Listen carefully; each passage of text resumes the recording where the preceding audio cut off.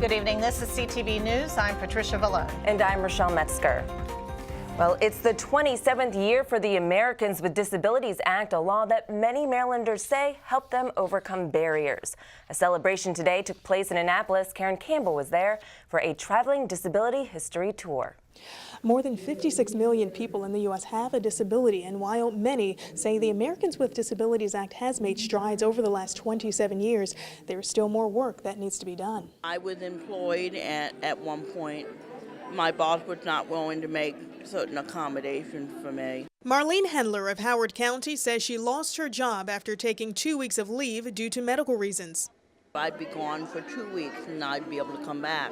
Told me I'd have my job when I got back. Well, I didn't have my job when I got back. Hendler suffers from arthritis, scoliosis, inflammation of nerves, and more. She joined others Friday in Annapolis to recognize the 27th anniversary of the Americans with Disabilities Act, an act signed into law by Congress and President George W. Bush on July 26, 1990. Governor Larry Hogan says the law marked a shift in attitudes. It also created opportunities for more of our citizens to gain equal access to communication and transportation.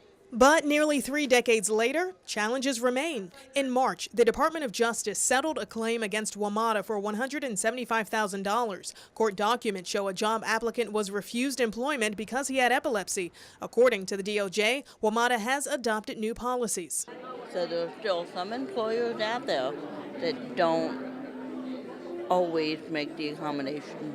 And this ADA traveling program will continue through the month of August. I'm Karen Campbell in Annapolis for CTV News. For more information on the Maryland Department of Disabilities, you can log on to md.maryland.gov.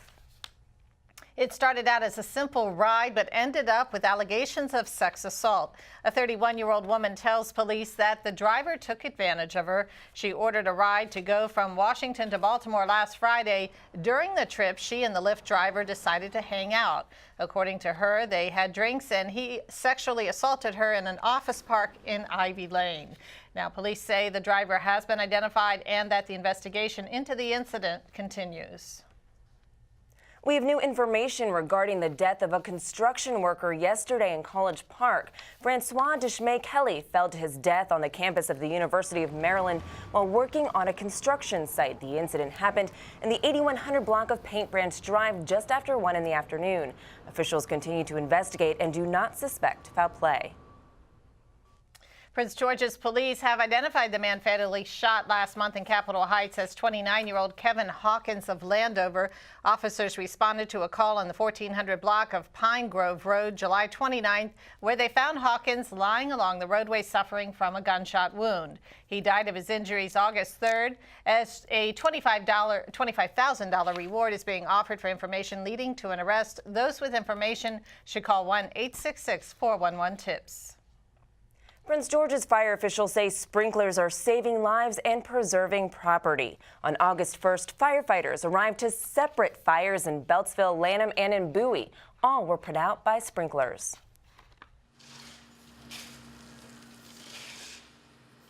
In Prince George's County, our residential sprinkler legislation went into effect in 1992. So any new structure built, that includes 1 and 2 family homes, are required to be built with a residential sprinkler system. This has dramatically decreased the number of fire fatalities we've had in Prince George's County since that time and reduced the amount of damage done by these fires. Typically, when firefighters arrive at the scene of house fires that start like that, fires already extended up into the attic area and possibly through the roof. However, because of a residential sprinkler, it doused the flames before it got too big and actually had it almost extinguished when we arrived.